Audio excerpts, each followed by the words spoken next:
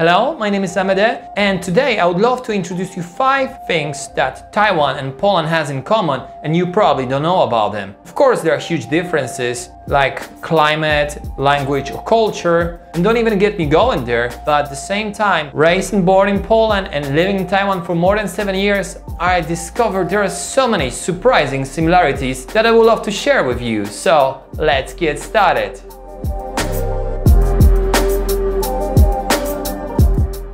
My Taiwanese friends make eyes as big as 50 NT dollars whenever I tell them that. They ask me, hey, what is the most popular dish in your country? Well, in Poland we have lots of dishes, but if I have to pick something that is special, at the same time delicious and very popular, I would go for one, which are dumplings, also known in Polish as pierogi. So yes, we eat dumplings, and I love Taiwanese dumplings too. I like the kimchi flavor, or I like the one stuffed with shrimp.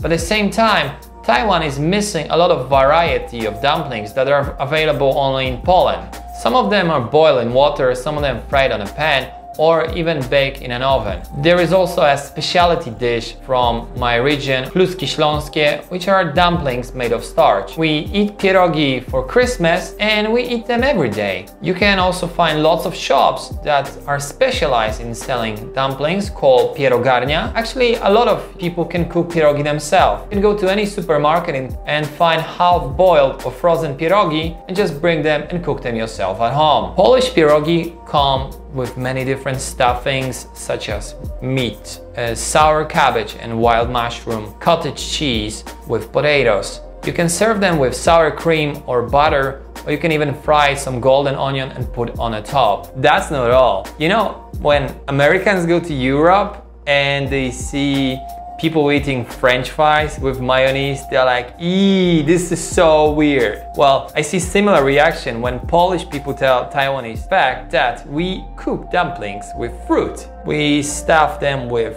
blueberries, strawberries, plums or other fruit, and we eat them as a sweet dessert. And they are delicious. And actually, I think I'm gonna cook them myself now.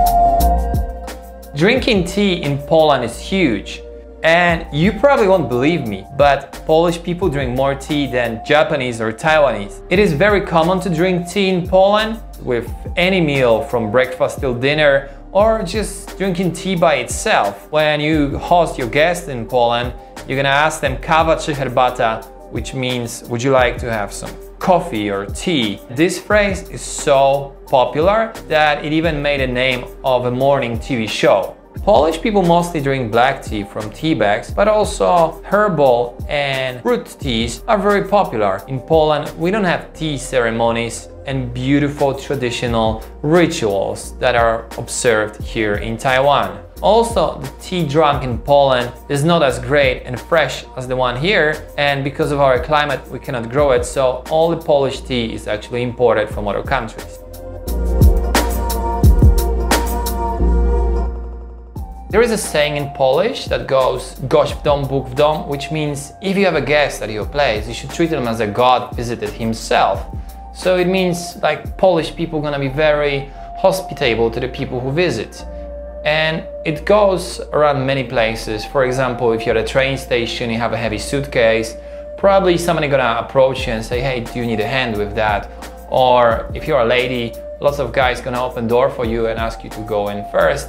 If you're an elder, you're gonna see lots of people who are gonna ask you to sit down and give away their seats. Actually, those behaviors in Poland are not very considered special. It's the opposite. If you don't do them, it's considered to having no manners or being badly educated. The other thing about Poland, it is a quite homogeneous society. If you're a foreigner, you're probably easy to spot, and lots of people just want to help or practice their English, so they're gonna approach you and ask, hey, do you need some help because you look lost, or they just ask you. And well, the same things happens to me in Taiwan all the time. So for example, I wait for someone at a train station and people come to me and ask, hey, are you lost? Do you need some help? And I'm like, no, I'm fine. I'm just waiting for someone here. You know, you ask someone for directions in Taiwan, people won't give you direction. They're gonna just say, okay, I'll take you there. Because they're very, very friendly and they really wanna help you. And What I've noticed about Taiwan is probably one of the easiest places to hitchhike in the world. If you want to go somewhere and you have a sign that says you're hitchhiking, there are people who are gonna stop within like few seconds. And even if they don't go your direction, they're just gonna stop and ask if you're okay, if you're safe, if you need train tickets or something. Of course, you tell them like, no, this is just the way I travel. I want to meet people this way, but thank you for your help. And it's very nice of you to say that. But at the same time, I'm really impressed with the Taiwanese friendliness because it's just over the roof.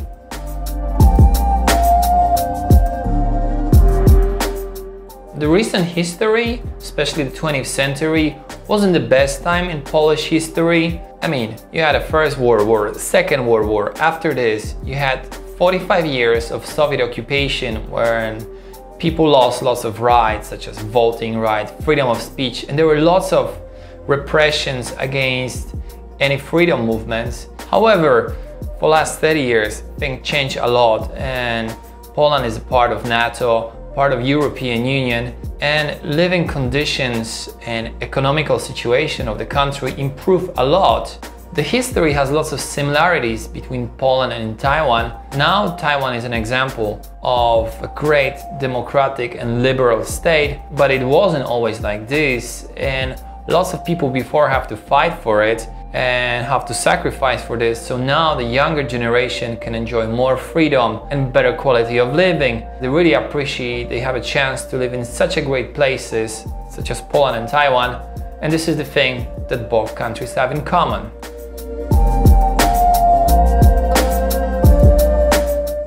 The family is extremely important in Taiwan, and you can see it everywhere, like when people go out to restaurants, when people go for a trip together, or they live together in one house, like 3 different generations. It is a similar thing in Poland. Lots of younger people move out from their houses only if they are in late 20s or early 30s. Family relationships are very important. For example, in 2020, because of the coronavirus, people couldn't meet for Easter. Lots of people were very sad and they couldn't even imagine how is it possible not meeting your family for holidays. And that being said, I think being independent and self-reliable, it is extremely important for a person. But at the same time, if there are a few people you share a lot, I think it's very important to have a good relationship with them. I cannot imagine there are some people who give a call to their parents once a year and I never see them again for the next 12 months. And I think it's very common both in Taiwan and in Poland this way, that maintain some relationship with your family. I see those feelings sometimes very strong, especially when I work as a wedding photographer and I see mixed couple getting married, their daughter or their son, and after the wedding they're moving out abroad. When you see parents, especially men, crying, it shows how strong is the relationship in families here in Taiwan.